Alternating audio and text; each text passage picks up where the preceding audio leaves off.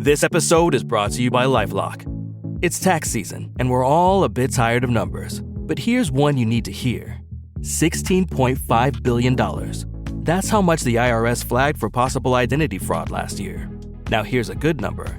100 million. That's how many data points LifeLock monitors every second. If your identity is stolen, they'll fix it. Guaranteed. Save up to 40% your first year at LifeLock.com/podcast. Terms apply. Quiet riot. During his campaign, Donald Trump promised that America would be climbing the respect charts again. Under my leadership, America soon will be respected again, very quickly respected like never before. And there's nothing the world respects more than a good old-fashioned trade war. So now that we're a few weeks into it, let's see how that's going over with the rest of the world. So if the United States wants to go in that direction of completely shutting itself out of the China market, be my guest. Yeah, and China will lose the US market, which, as I've said, is 15%. We don't care. We don't care. In France, Emmanuel Macron called the tariffs brutal and unfounded. A town in France has replaced Coca-Cola with apple juice at municipal events.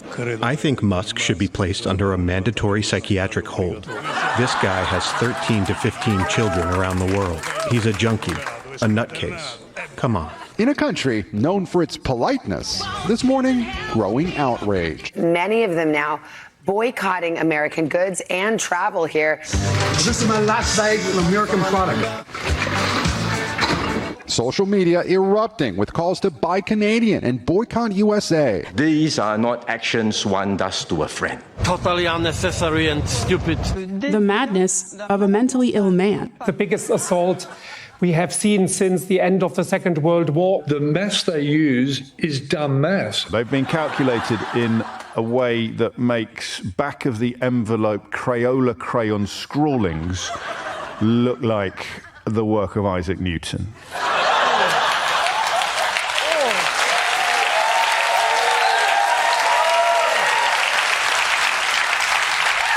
That felt like going through It's a Small World, but all those puppet children are telling us to f*** right off.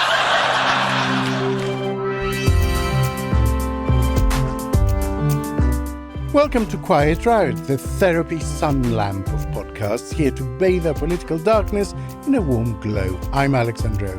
And I'm Naomi Smith, the UV filter that prevents free radicals. Each week we try to provide nuance by allowing proper space for proper conversation.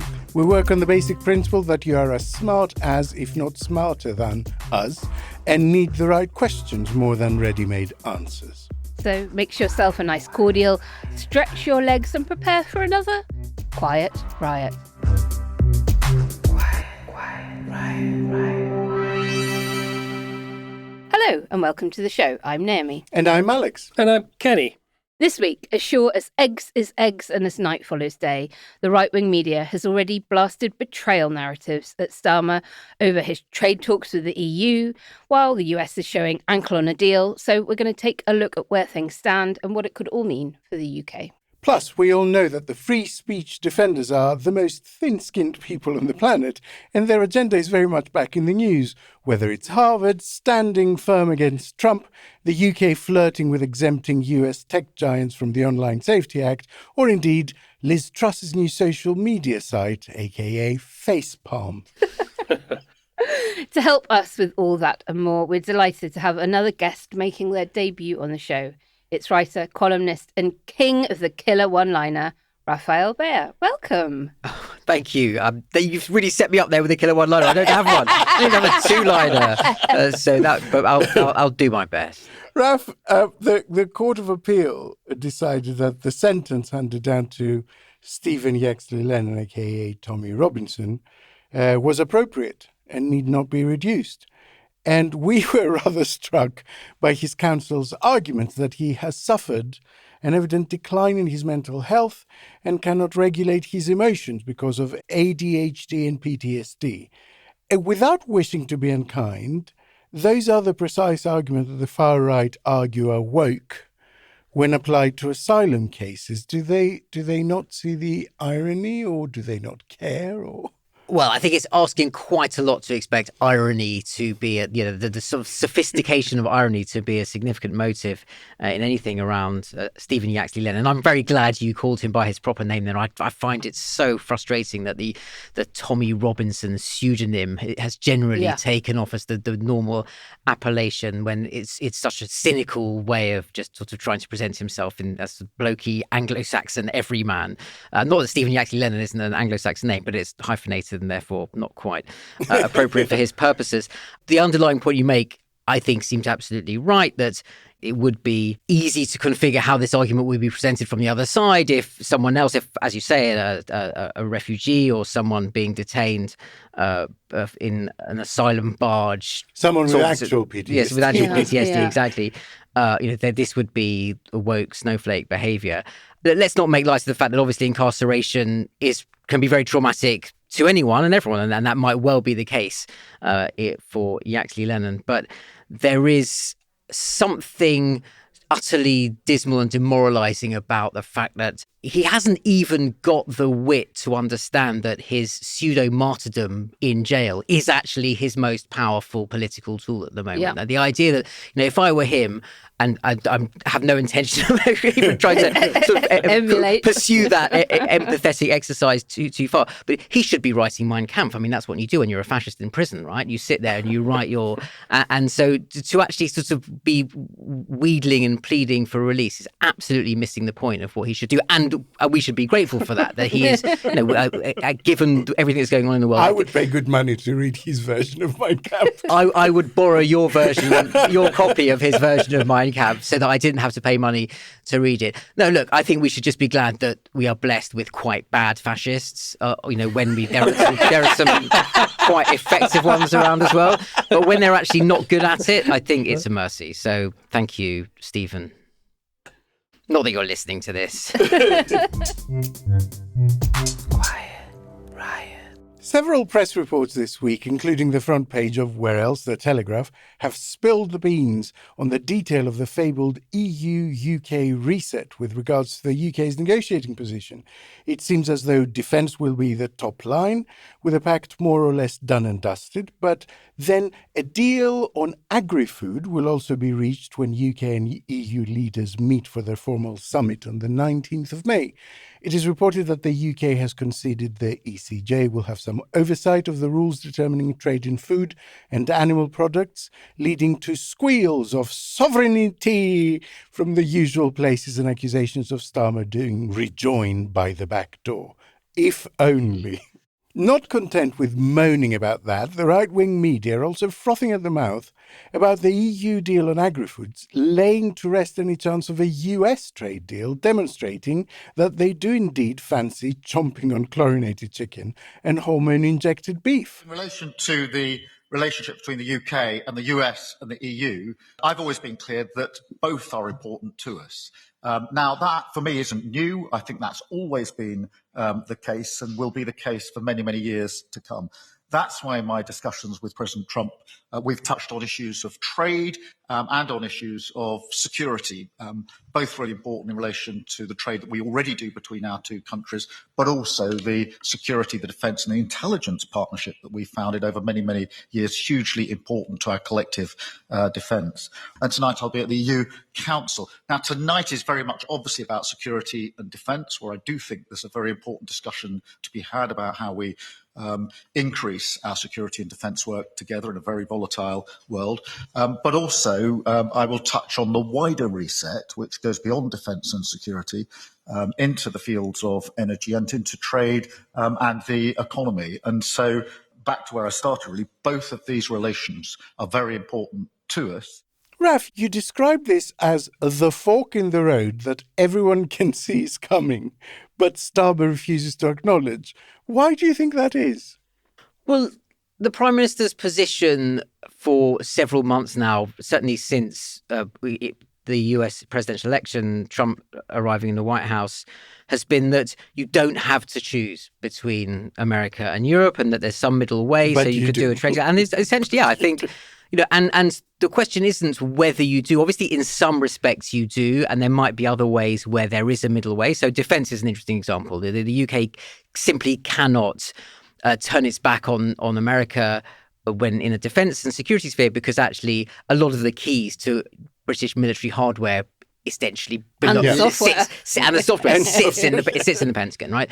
And then there's a bigger sort of strategic argument about the overall macro orientation of the UK in the world, and in how close you want to get with China, and whether the White House has a view on that. But on certain very specific things, very obviously you're going to have to choose, and trade is a big one on that, because as you say, ultimately, there is going to, if part of the reset that Starmer wants to do with the EU involves removing a friction on the border in the passage of goods, and that involves, what we call sanitary and phytosanitary regulations around agricultural products, and closer integration as far as the Downing Street's prepared to go with the single market in some of that stuff, you are going to start precluding the sort of deal you would do in theory with the Americans, where everyone knows and has known for ages that one of the big wins that the Americans want out of a trade deal with the UK is agricultural goods on UK shelves, which is our friends the chlorinated chicken and the hormone beef. So from the most detailed technical stuff to the big picture, actually what kind of country does the UK want to be in the world post-Brexit, you meet these forks in the road. Everyone's known that. Everyone's said it for as long as this has been a discussion, even, more or less from the moment Britain decided to leave the European Union, the people who could see it coming. And I find it endlessly frustrating that the Prime Minister cannot find the language or the vocabulary to narrate his way through that process. To deny that that's actually happening seems to be just deferring the moment that when the choice does have to be made, it looks like it's been forced on him and it looks like a crisis when it could be presented as a choice. Raf, you talked about defence with the US. And that's right. But why are we now finding ourselves in a situation where it appears that we are prioritising defence with the EU and trade with the US in a sort of about face from the historic position where our biggest security partners were, of course, the USA, and our main trading partner was the EU? Why do you think it is that the UK government have got itself into a position where it's almost sort of arse about face? There is actually a good reason for this sequencing in a way, and that is that defence is something you can do in a deal with the EU without actually going back into the trade and cooperation agreement. So the deal that Boris Johnson signed, the first the withdrawal agreement and then the TCA, the free trade agreement that defines the terms of the Brexit divorce. The listeners know what the TCA is, Ralph. Don't you worry about it. I've made sure of it. It is, was in its own wicked way very cleverly designed to make to have all sorts of baked-in divergences. So by the natural operation of time, the UK and the EU just de-align.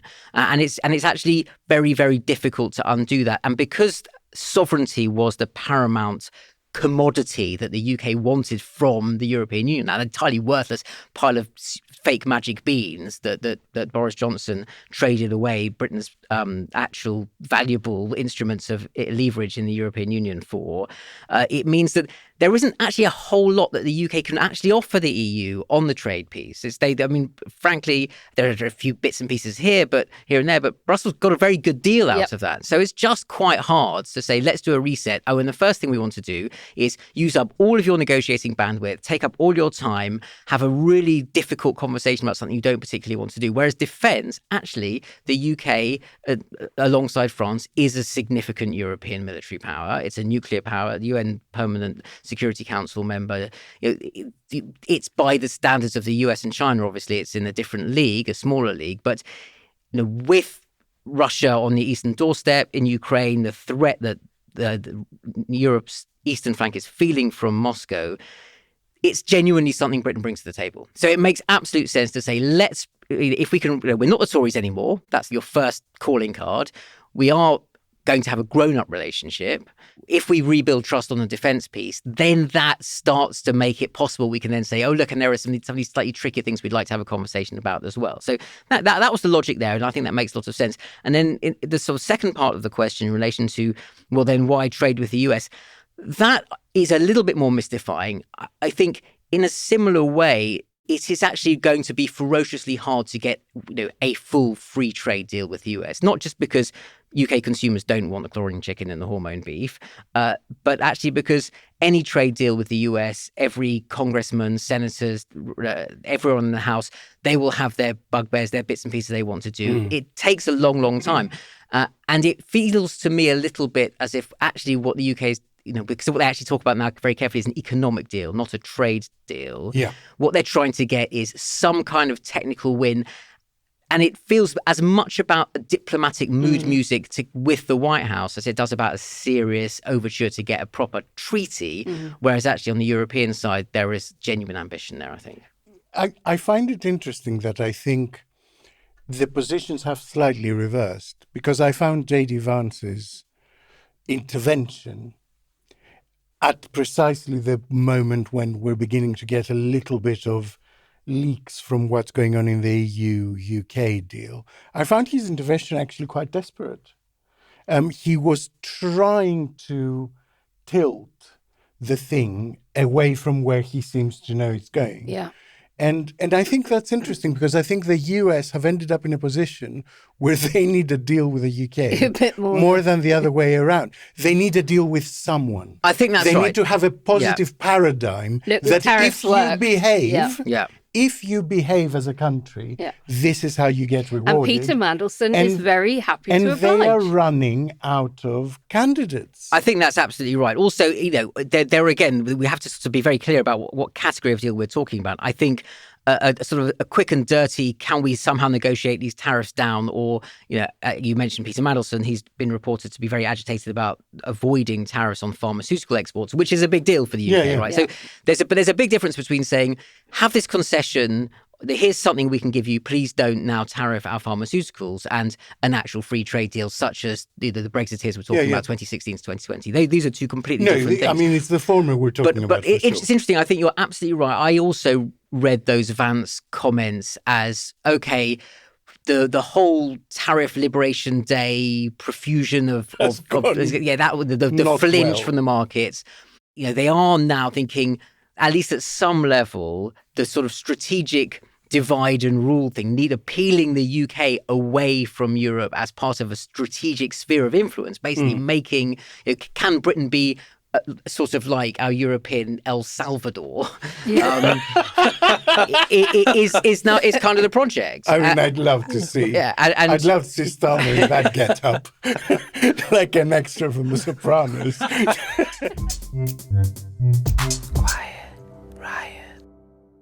When you think about super successful businesses that are selling through the roof like Heinz or Mattel, you think about a great product, a cool brand, and brilliant marketing. But there's a secret. The business behind the business, making selling simple for them and buying simple for their customers. For millions of businesses, that business is Shopify. Upgrade your business and get the same checkout as Heinz and Mattel. Sign up for your $1 per month trial period at shopify.com/promo, all lowercase. Go to shopify.com/promo to upgrade your selling today. Shopify.com/promo.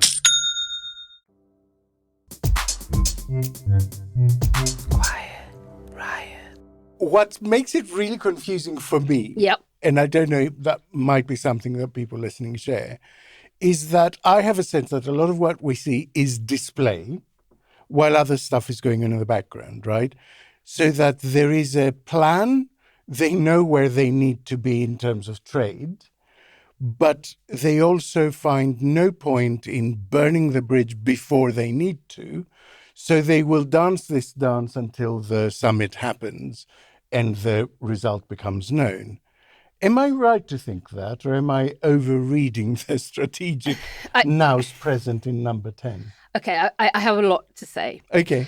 So buckle up.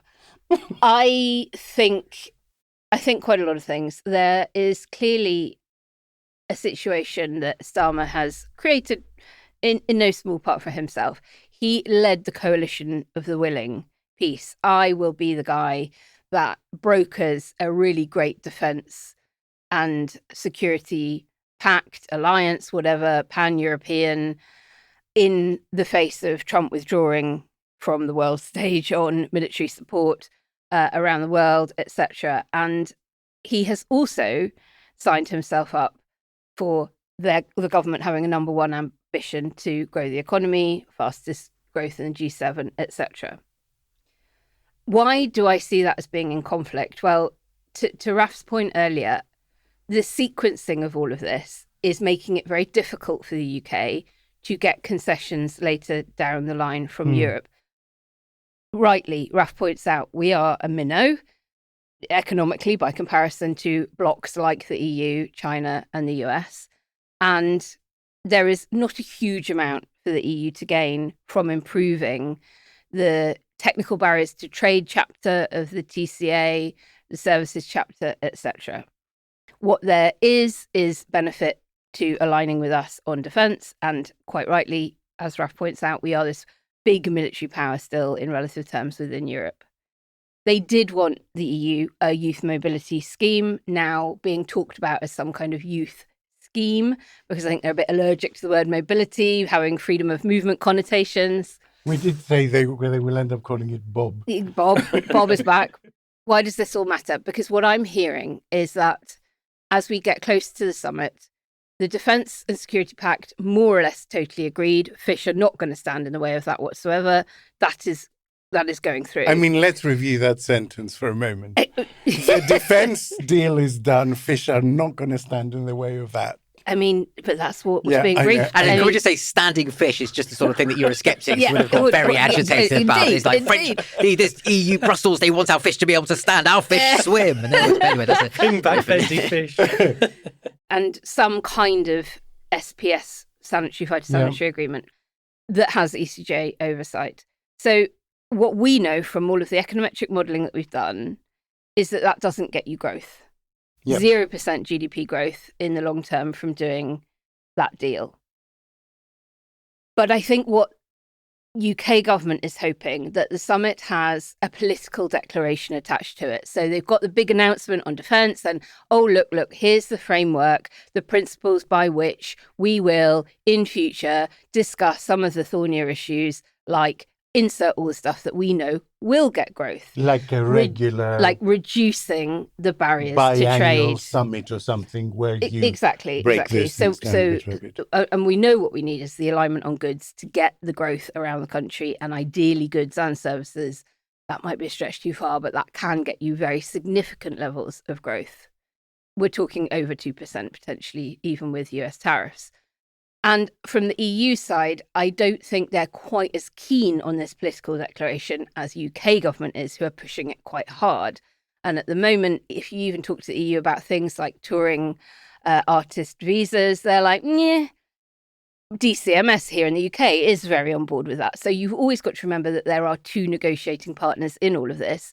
So in synthesis, what I'm saying is, I think worst case scenario is we've basically already negotiated away the two things they wanted in return for a thing that doesn't actually get us much or any economic growth. On the wing and a prayer and a hope that the EU will somehow decide that there is something they want from us later down the line in order to reduce some of the other barriers to trade.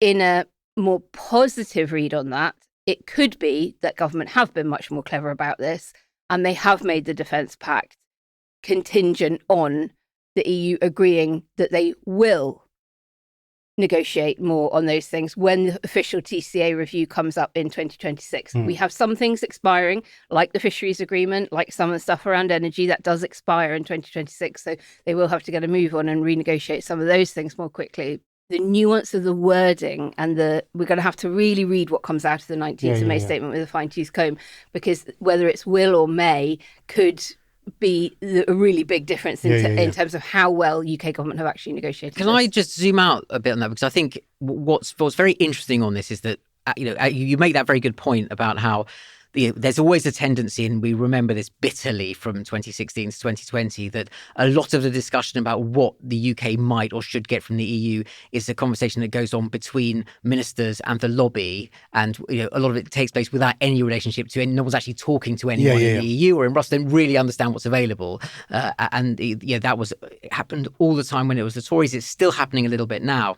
There's this big structural question about the indivisibility of the single market and the fact that if you really want to remove serious barriers, serious friction, you want to just change the fundamental, as you say, the growth-driving dynamics of the UK's relationship with the EU, you need either a relationship with the single market that dissolves Starmer's red lines, which is I'm sure you've discussed forever the political problems with that, or you need some radical concept of a third country relationship with the EU, such as does not exist now and never has existed. Some totally new association agreement. And actually, if you speak to the Europeans, you get very different views on this. So you'll have the kind of the classic Commission orthodoxy view.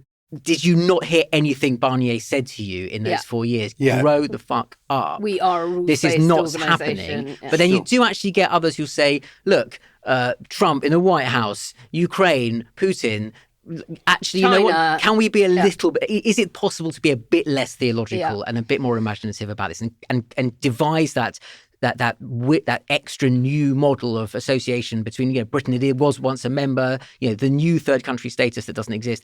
And that is, I think, notionally available, but, and here's the enormous but, and it comes back to your point, Alex, about how you do this when you're also dealing with Trump at the same time. It's only going to happen if you have a leader in the UK who can show two things: that he has a strategic concept down the line, that's what he wants, that's the destination, and some sense of what it looks like, and that he can actually win that argument in the UK, that he will dare to say to the British people, you know what? The world has changed. We really need this new strategic direction with the EU. And if he's not prepared to say it now, when the world really has changed, will he? And he's not a radical. If we know anything about him, he's highly unlikely to be a radical. One of the things we've returned to again and again is the very strange situation where, having boxed himself in so much with the election, he has been presented with a perfect opportunity, and he needs to growth. Get out of the tax pledges and get out of the EU red lines, because it is genuinely a very different and the thing world. That makes me, and he's not taking and the it. thing that He's makes just me not... feel slightly gloomy about this, unfortunately, is that I think one of his political deficiencies is he doesn't feel comfortable articulating political vision at all in that big grand, I have this strategic concept of the future relationship. So he doesn't want to do it, and he's not very good at it. And the other one is he doesn't, I think, necessarily appreciate, even if he is thinking, well, actually, we can incrementally move in that direction. And as you said, Naomi, you can get to that place kind of by stealth. He still hasn't internalized the fact that they can hear us and they can see us. So every time someone stands up and cozies up a little bit to Trump, or doesn't stand up noisily for Denmark when Trump's basically talking about annexing Greenland, that stuff lands. It makes you think. It makes people think. Well, exactly as you say, Naomi, if he can't now say, okay, we're going to if he can't make the argument, then. And what reason is there for anyone in the EU to do a deal? Can I come back with just a couple of things? So that vision for another way through within red lines is what Best of Britain has worked on relentlessly for the last 2 years. And that's why we think that mutual recognition of conformity assessments, which sounds so boring, is a way that you are within the red lines and is not a major new thing for a third party country to negotiate with the EU, because the EU has done it with Canada in the CETA deal. There is precedent there. I know things are different. Volume of trade is higher. We share a land border and we are much closer. So the risk to the single market is higher than it is with Canada. But there is precedent there, and I think they can do it and should do it. And I think that really needs to be what they're pushing for if they want to be judged at the ballot box for delivering on their number one ambition, which is growth. And everything rests on it. We had relatively good inflation figures today, but all the business groups coming out and saying, forget it. This doesn't even take into effect the April NIC changes. We are expecting inflation to go up again mid-year, end of year. So things are not getting better. Rachel Reeves pushing the PM last week in a media piece saying, I'm pushing Keir Starmer to go further and be more ambitious on trade. And I think he is going to get punished, not just because the growth hasn't been delivered, but because the polling we had in the Observer this weekend shows that the public expect him to do this. They think that he is not being ambitious enough with that. I mean, I'm talking about like 2/3 of people expecting the UK EU ties to have a positive impact on trade even those that voted Conservative and say they're going to vote Conservative at the next election, and even 53% of those saying that they're going to vote Reform at the next election. So if he is not prepared to, at the moment, when, as you say, the atmospherics and the whole world order is turned upside down and inside out, and when the polling is so compelling, and when the growth opportunity in front of him is there, and he's not going to do it, I think we have to accept he's not going to do it. Yeah. But Alex, you've got a counter. No, it's not a counter. I mean, I agree broadly with what you're saying. I just mildly dissent on a few points. So the first one is, I don't think we are in the same place with the EU as we used to be. I think what's going on with America has also changed that. I think the UK now has become a desirable scalp to claim has come to your camp. And that applies as much to the EU as it applies to J.D. Vance, trying to kind of swing it. So I do think that changes the dynamics. I do think it makes the EU slightly more likely to commit, for instance, to a political declaration. If in number 10 right now there was an outfit like Blair, Brown, Campbell, Darling, Mandelson, okay, what they would be doing right now is doing basically a defense deal that has back doors to customs union and single market by saying security critical things. Obviously, if we're going to cooperate in making missiles together and making drones together, these things need to be part of a separate sort of single market that's not subject to the usual paperwork and all of that, and then be using a crowbar to make those wider and wider as the years come. I hope they're listening. And basically doing the same with the SPS stuff. I have become quite obsessed with what I was talking to you about the other day, that maybe there is a way to kind of get the public on board by going over the EU's head in a weird way and saying, let's bring Canada and Australia and South Africa and, all the people being victimized by, and Mexico together. Well, Ukraine. Let's create a sort of wider custom union light. The public are way ahead of the government, though. The public are there. They don't need convincing on it. Poll after poll after poll, no matter what way we cut it. No, but I mean, it would appeal. There is a kind of, as a foreigner, I kind of see there is a British vanity that prefers things that we think are novel to us, British ideas than things which involve us going to another entity and saying, will you please give us X? Canada is the most European, non-European on the planet. We've always been close to Europe. That's just part of our DNA, our history. Even the head of our state is a king in England. So our goal is to be closer to the UK, but particularly the EU. We have a free trade agreement with the EU. We want to be part of the Rearm Europe defense procurement strategy that the EU is working on. And we believe that we can offer many things to Europe and vice versa. Are there formal steps being taken in that direction? Yeah. New agreements kind of getting into these programs? Yeah, so there is a white paper that has been published by the EU on defense procurement, and we've had numerous conversations. But in terms of where the British public are, I think Ukraine is incredibly important here. At some stage, there will be, we hope, a functional, independent Ukraine that is looking to have a new kind of relationship with the European Union that is part of its security, oriented towards Western Europe, not going to trust the US very much. And the EU will then have to invent a new mode of dealing with a large, complicated, in many ways economically problematic third country. And the UK is Ukraine's one of Ukraine's strongest allies in Europe. So there is clearly an opportunity there to be imaginative in a way that's absolutely aligned with strategic interests of the European Union. Raf, not many people know that before your life of writing, you were a risk analyst covering the former Soviet Union. Were there any signs of this strange realignment between Russia and the US that we simply failed to spot? it's funny. I spent a lot of time in Russia, but also the periphery between Russia and Europe, in the former Soviet countries that now don't like to be identified as just former Soviet countries, like the Baltic states, Ukraine, Belarus, which is actually very much still a former Soviet country. But Belarus is literally the actual successor state for the Soviet Union, or certainly was the last time I was there.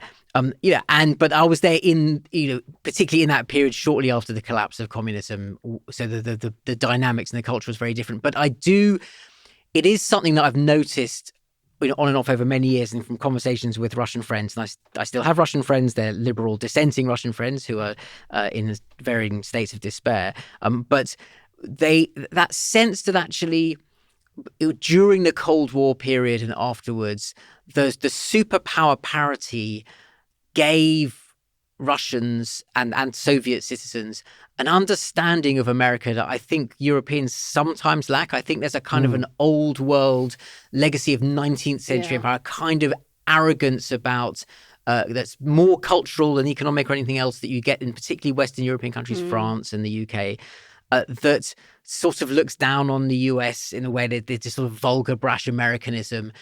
And also then particularly in the UK, because of the language thing and assumption, and because we've all watched American TV programs, which are all made in either the East Coast or the West Coast. For me, it's like either Friends or Hollywood. We think we know America, and actually we really, really don't. It's this continent.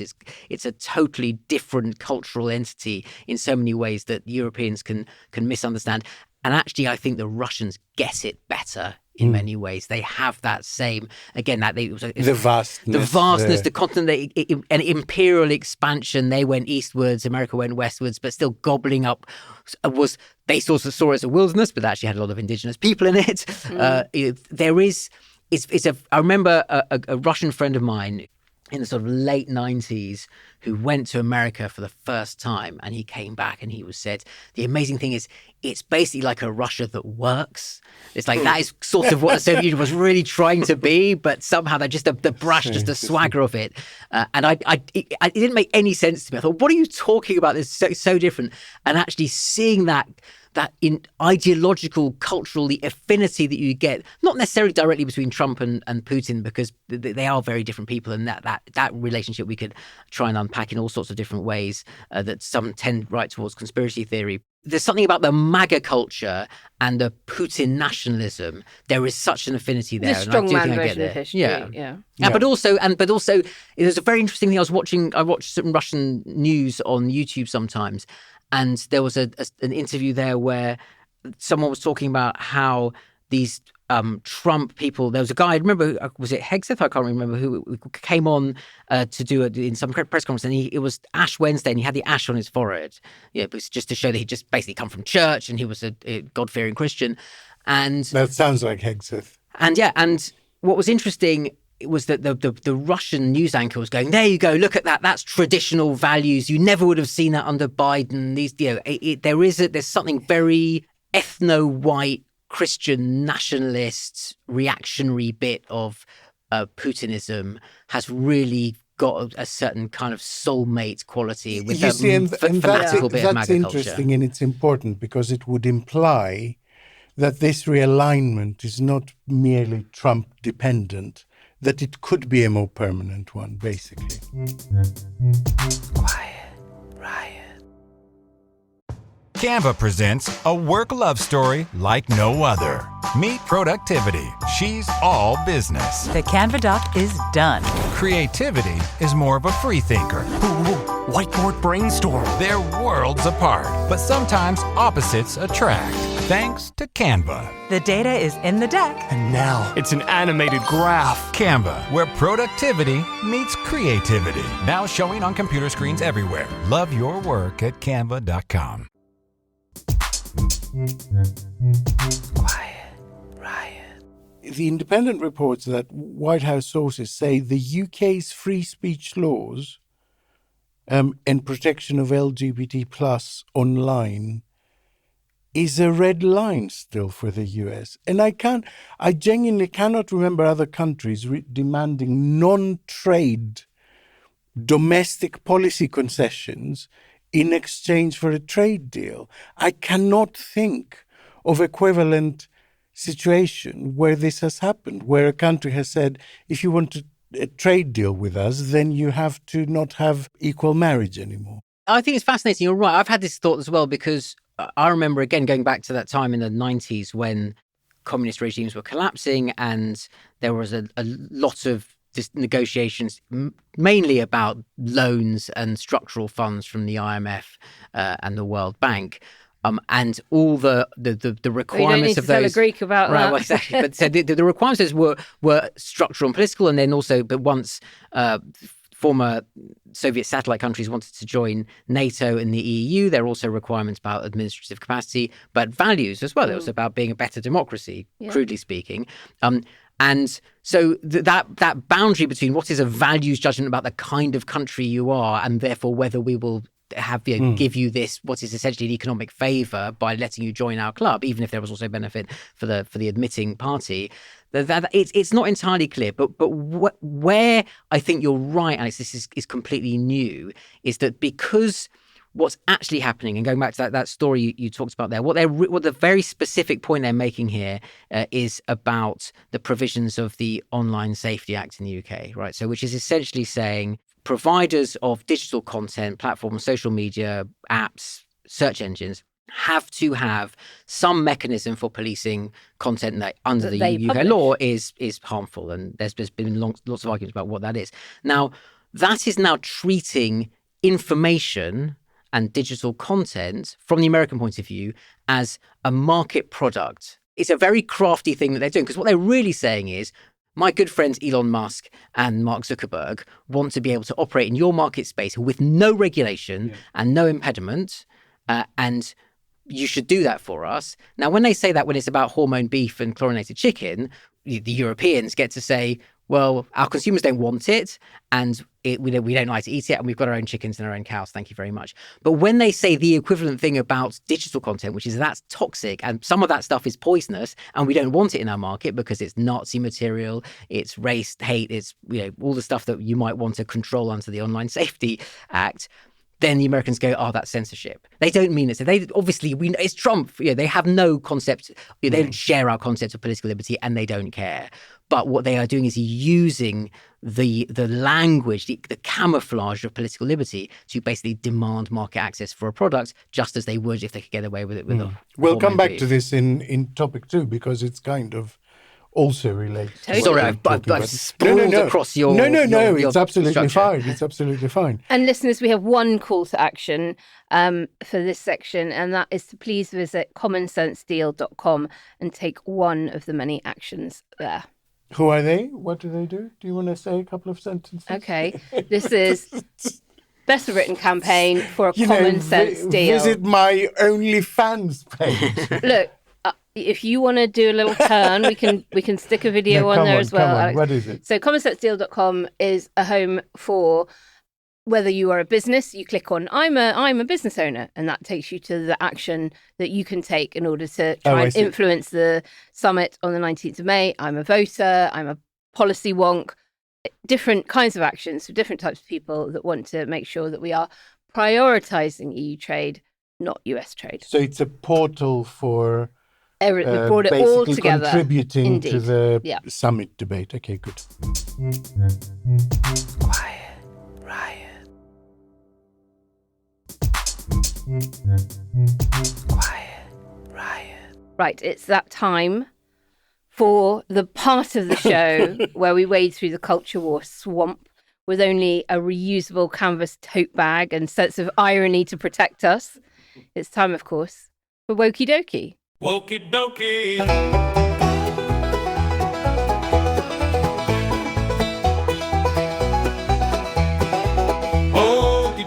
Alex, what manufactured moral panic, political sleight of hand, or tabloid nonsense has got the usual suspects clutching their pearls this week?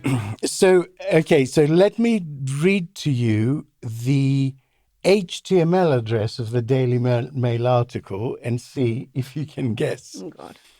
Live Golf, Shock Woke, Higher Bud Light Trans. The woke mind virus spares nobody, it seems. This week, the Daily Mail, among many, many other publications, informs us that LIV Golf have made a shock woke hire. Okay. So this is Elisa Heinerscheid, who is the Sounds a bit foreign. Former vice president at Bud Light parent company.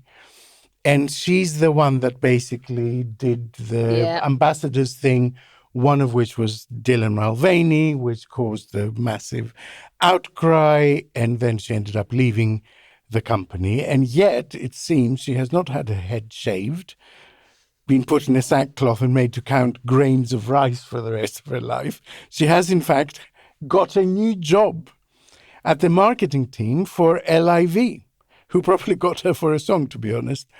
And this, we are told, raises serious questions about the direction of the breakaway league. This is the league founded and funded by the Saudi royal family, by the way, which has a deal with Trump and plays all its tournaments at his golf courses.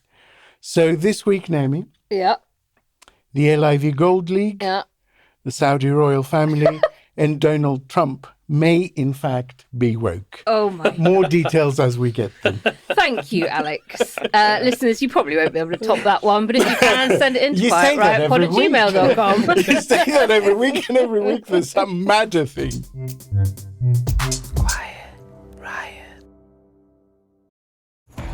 This episode is brought to you by Honda. Introducing the all-new, all-terrain Honda Passport Trail Sport, the most off-road capable Honda Passport Honda has ever dreamt up. The Passport features increased ground clearance, roof rails on all trims, and available specially developed all-terrain tires. And you'll stay comfortable with tri-zone climate control and available features like heated and ventilated front seats and a panoramic moonroof. Learn more at honda.com/passport.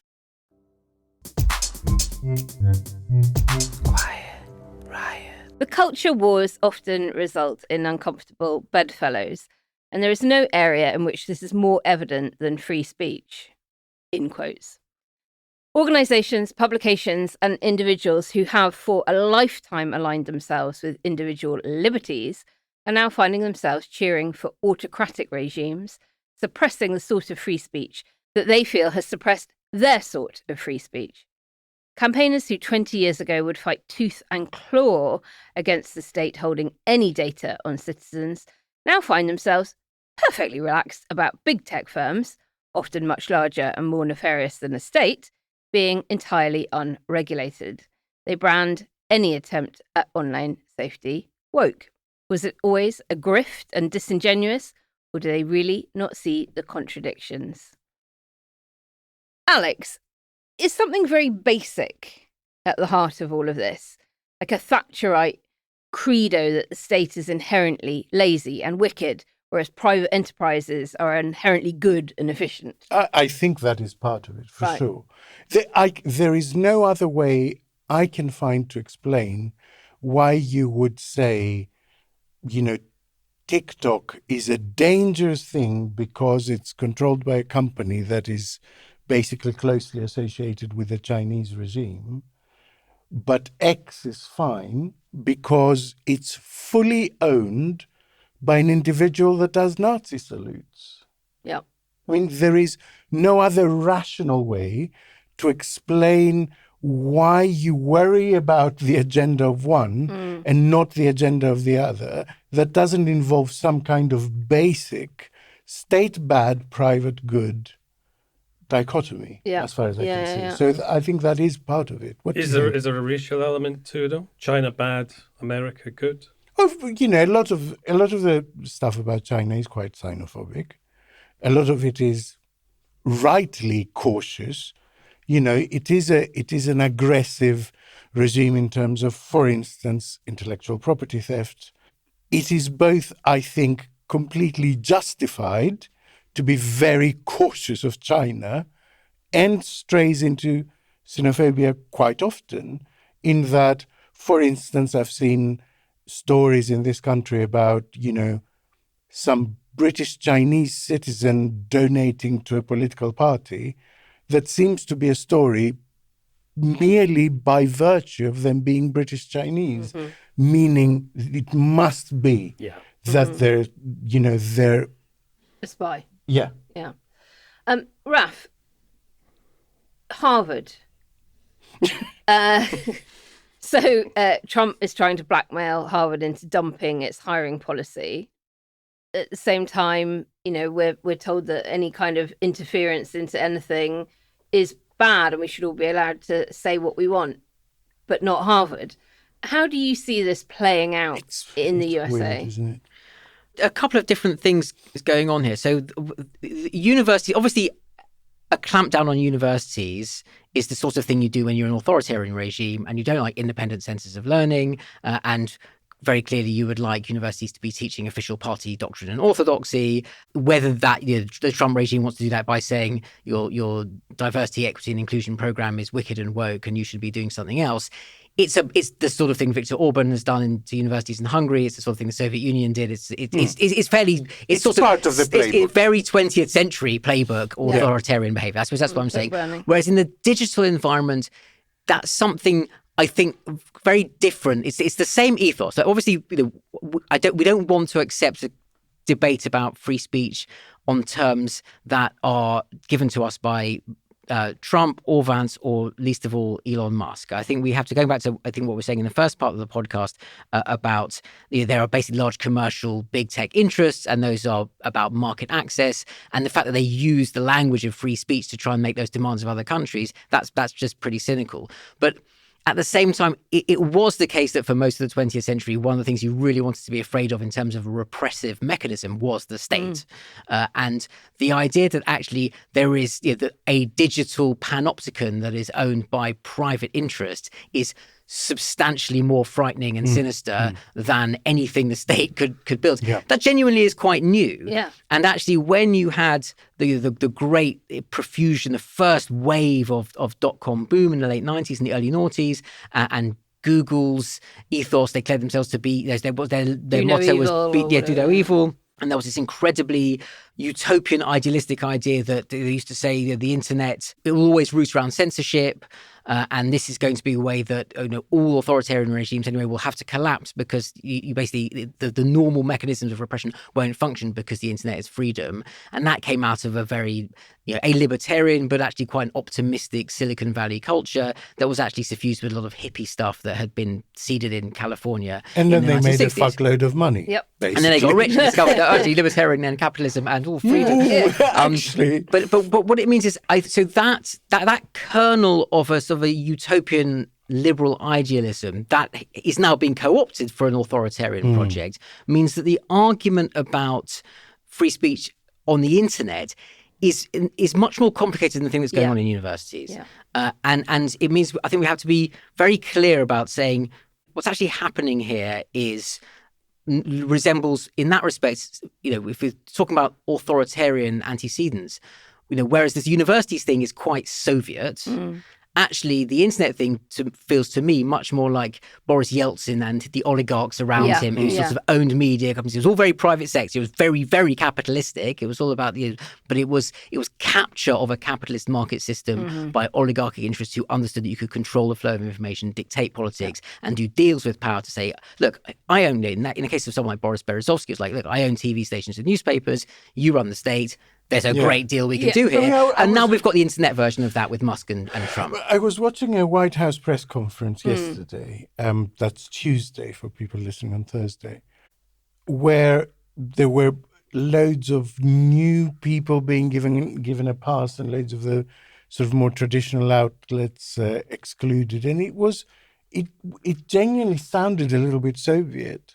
There were people from random far-right blogs and, online channels, basically, that weren't asking questions. They were just putting their hand up and saying, we just want to tell you how much we love Trump, and here's a softball for you to give a monologue on how brilliant you're being. And I just thought, that is quite striking, so quickly for that to have happened to the United States. And how that interplays with here, like a lot of US right-wing media, they portray a lot of Europe as a sort of socialist enclave with Sharia law. And, There was a journalist tweeted today, an American journalist, Andrew Go, I think New York Times, breaking the UK Supreme Court has just ruled that the legal definition of a woman is based on biological sex. To which the first reply was, finally, and from shithole, great in scare quotes, Britain, where the wokery, statue and monument destruction, book bans, mandatory pronouns, and all manner of left-wing drivel has exported across the Atlantic and around the world. There's a lot to unpack there, isn't there? I mean, it's fascinating. I think... But a lot of right-wing media here are now beginning to echo that. Like, I look at the headlines in the Telegraph, and I think, surely a person would look out the window and go, what? That's not and what... Generic today as well. What's not what... I mean, Generic's thing. There's two different things going on here, I think, or two related things going on. One is a very profound intellectual crisis on the sort of the analog right of British politics, which is where the Conservative Party and the sort of Thatcher and its legacy, particularly under Liz Truss, got everything they could have wanted, right? So you'd done Brexit, you had the Prime Minister who said, do you remember when Truss and Kwarteng did that budget? You had a lot of the Libertarian right saying, this is the best budget ever. For about 24 hours.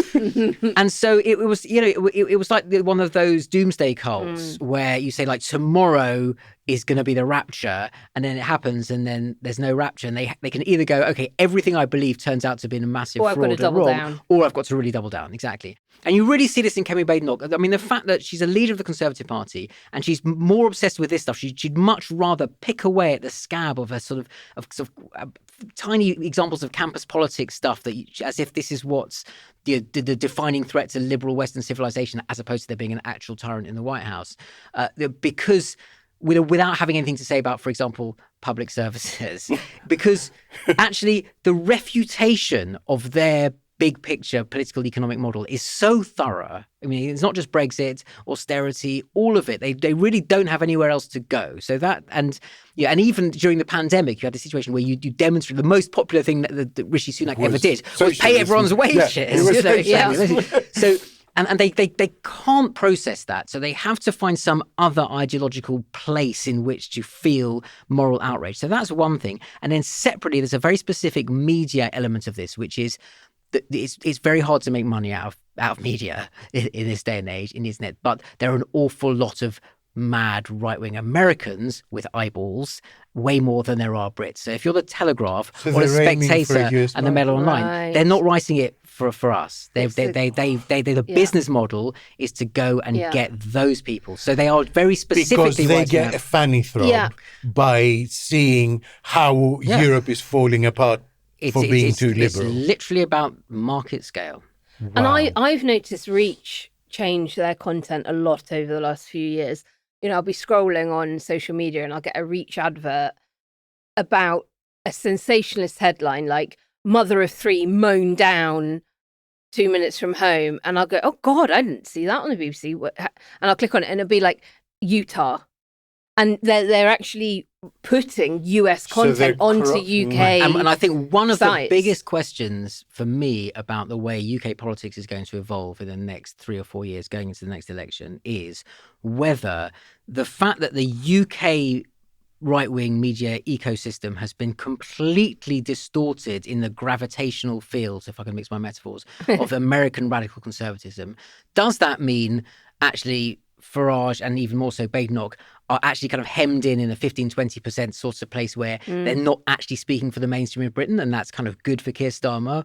Or does that become the Trojan horse that means that they can then actually move the dial and the Overton window again, to throw another metaphor thing, will start to expand, and our right wing will actually, and mainstream opinion will actually start to look like that stuff. There's an opportunity and a risk there. That, and I honestly don't know which way it'll go. That you think sort of blue ticks on Twitter actually represent public opinion. Policies that are being pursued, they're actually incredibly unfair to people and judge people just by the colour of their skin. A lot of this stuff started in our universities, and a lot of our most prestigious universities have scholarships that are only available to people from certain ethnic minorities. So Oxford, Cambridge, Imperial, Bristol and so on have these things where if you are a white poor student, then you will not be able to access it, You'll only be able to access it if you are from an ethnic minority.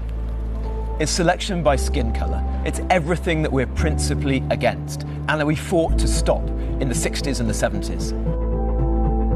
The arguments that its proponents make don't make any sense. The interesting example in Australia I was looking at today, there's a really good piece in the FT.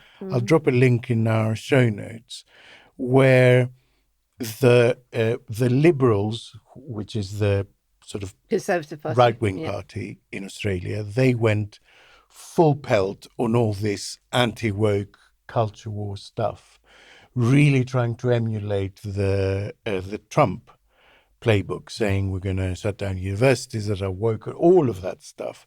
We're going to, close departments. And they have plummeted in popularity from having been kind of neck and neck. It's really taken it away from them. And in the latest polls, Anthony Albanese is like a seat away from a majority.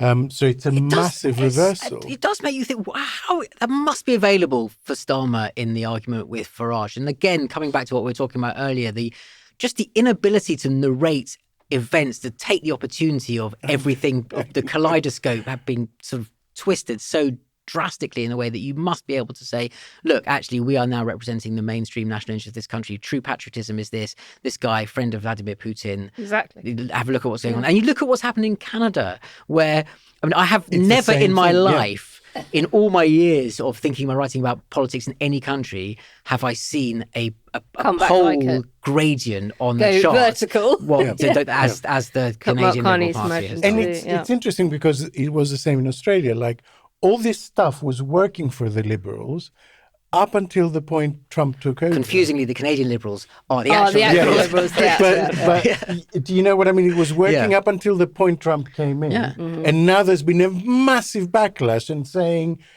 if that's your model for the world. And the Canadian Conservative Poilievre, who I give us like French inflection to his name because it is French in origin, but he doesn't actually say that. He says Poilievre. But he was the slightly Trumpy Canadian rival who everyone thought was presumed was going to be the next prime minister. But he was like 20 points ahead. To the extent, and also someone who British Conservatives, even before the election last year, and there were a lot of people who read on Conservative Home, people saying, if you want to see how the Conservatives were going to rehabilitate themselves, take a look at what this Canadian guy's doing. He's absolutely nailed it. Yeah. Brilliant. Alex, calls to action for this one. I think you might have found a couple of things. Yeah, so I was looking at what can you do as an individual, and there are a couple of places. There's a place called Foxglove in the UK. It funds legal action of individuals against big tech companies for using their data wrongly. It seems a good outfit. Have a look at it. We'll put a link in the show notes. And then on an international basis, there is an organization called People versus Big Tech that actually brings together a number of countries, a number of, for instance, I didn't know that Amnesty International has a very strong sort of tech wing because they're concerned about what they see in developing countries, which is that sometimes, social media is used to start pogroms and, riots and take away elections and things like that. So People versus Big Tech brings all those organizations together, and you can join it as an individual, but you can also join it as an organization. And it seems to be doing a lot of global action on particular dates. They don't overdo it. It's like a couple of times a year, they will mount some massive campaign that will really go places. Great. So they're good people to check out, I think. Quiet Riot. Now it's time to take the edge off and remind ourselves that not everything is rubbish. It's time for Grin and Share It. Good news is welcome to me.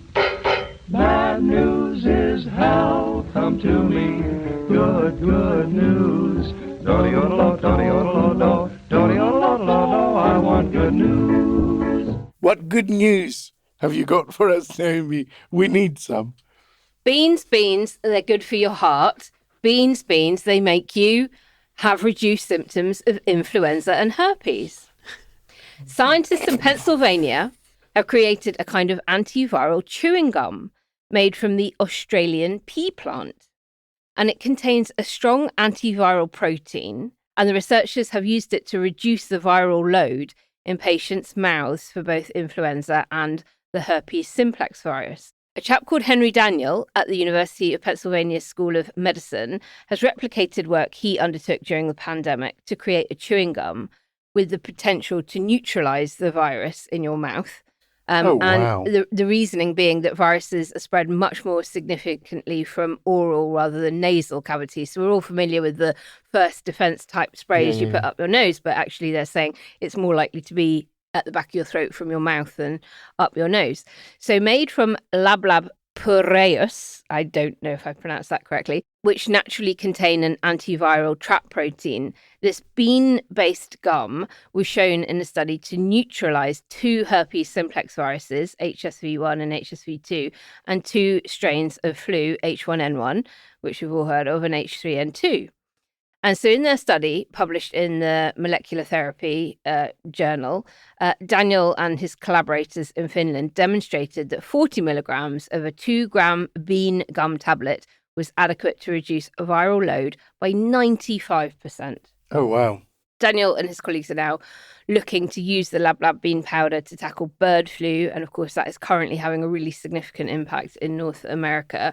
And I just thought this was quite a lovely pro-plant, antivirus news story. No one tell RFK Jr. He'll ban all gum. Ban beans. That's lovely. Thanks, Dave. Can birds chew gum? I can't imagine birds have beaks. I don't think they'll give it to them in gum form. They might just put it in their feet. Seagulls probably do peck at the chewing gum on the ground. And if you're working in close proximity with animals, if you're chewing the gum, then maybe transmission leap from animal to zoonotic disease leap into humans will be reduced. I now have an idea that purgatory for Naomi might be a place where she's made to say lab purpureus over and over again. Thank you, Naomi. Listeners, as ever, we'll drop a link in the show notes so you can not just grin, but also share it.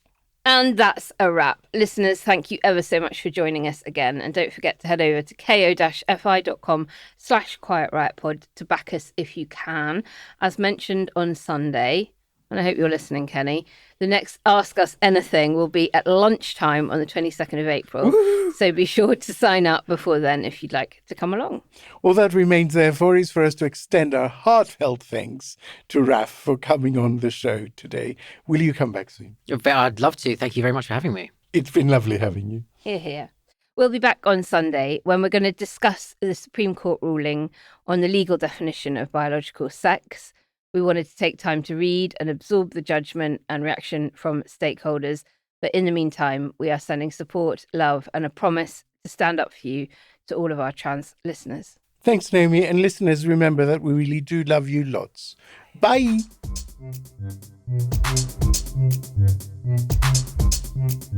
Quite Right is an audio production by Cooler Heads with Naomi Smith and Alex Andreou. Produced by Kenny Campbell. Music by Mariana Sangeeta. Artwork by Simona Canelu, and edited by me, Alex Reese. Quiet Riot is a co-production with Soundstone Global. Quiet Riot. But ums and ahs all get edited out, so great. That's what AI is for, isn't it? You just say, remove the ums and ahs. No, we don't do that. You will. You will. No, Alex Reese is very, very anti-AI. He is basically AI though, Alex. Anyway, yeah, he's so fast. Human robot. Yeah, he is fast, but obviously AI is taking his job. Yeah. And doing it badly in many cases. Usually, yeah. Yep, AI may be taking my job, but until then, I can do whatever I want with the medium of sound. So, in the words of Alex, AI is a cunt.